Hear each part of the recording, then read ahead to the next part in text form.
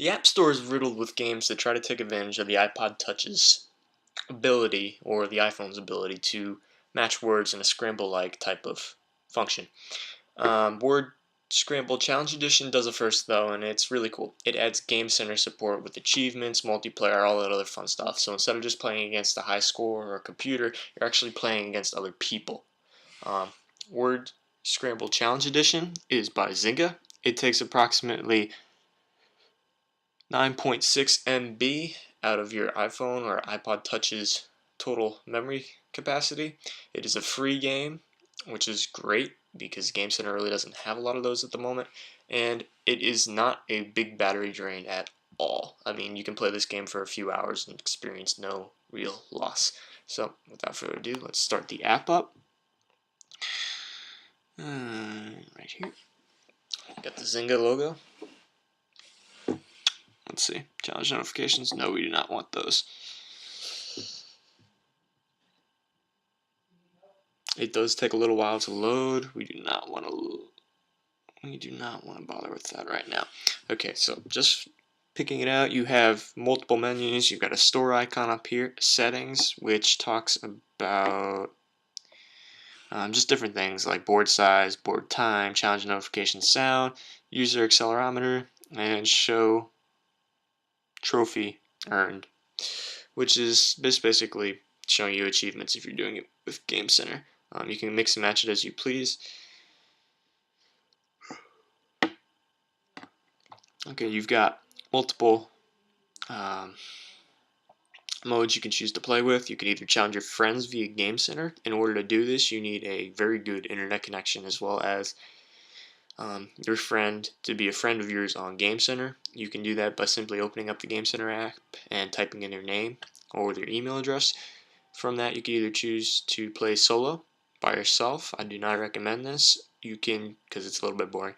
You can choose to play and pass if you are with a friend and he doesn't own an iPod Touch or an iPhone. You could choose just to do something like that. It's the same game, or you could play online. For the sake of this, we will be playing online. Live mode is where basically everybody is online at once. They're all competing against each other. Let's join. It takes you, what you're going to see right off the bat is that you've got multiple rows of letters. It's a 4x4 grid. You can increase that to 5x5, or I'm pretty sure there's a 6x6. But the goal here is to make words. So let's just say, let's try D-O-N. Apparently that's a word. Done. That's just the goal. You're just going to be making words as fast as you possibly can in order to score as many points as possible. You've got your score up here, you've got your timer right here, and you've got the people you're playing against right on the bottom. You are, in this case, this will give you your rank out of how many people are playing at the moment. One thing that I find really cool about this game is that you can switch around the letters via the gyroscope or accelerometer in order to find more words. So that opens up many possibilities. This is a game of time. People are very fast at this game when you're trying to play online, so it does take a little bit of skill. And something that kind of makes me a little bit upset with this game is the fact that the dictionary for words is absolutely garbage. There are random words that you've never heard about in your life before, and you probably never will hear about in your life. Just random garbage like, let's see, what was my favorite? Da, D-A, that's in there. Ra, just the stupidest things you could ever think of actually count as words. So that's a little bit of a distractor. This game can get very addicting. It does have the capacity to be boring depending on if you're an English buff or not. And over time it can get a little bit, I say boring, but really not. And if you press this button right here, you can go see your words that you've managed to accomplish. With that, you can go back to the main menu. Let's go back to the main menu. You do have your invites down here, where you can invite your friends. And as I said, you have your full menu over here. With the store, if you press, it gives you the option to buy stuff with points that you earn in the game, which is pretty cool. Okay, it gives you a reason to keep playing. This is a fully achievement-supported game.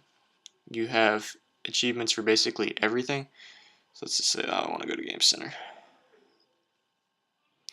Gamecenter. I don't want to play now, but let's take the Gamecenter. Let's see, I want to go to games. I want to go to Scramble. This will take me right here. I want to go to achievements. And from achievements, you can see we have a full range of 46 achievements. Very varied. Like a lot of them revolve around you getting a certain amount of words in order to accomplish a task, how fast you can get those words.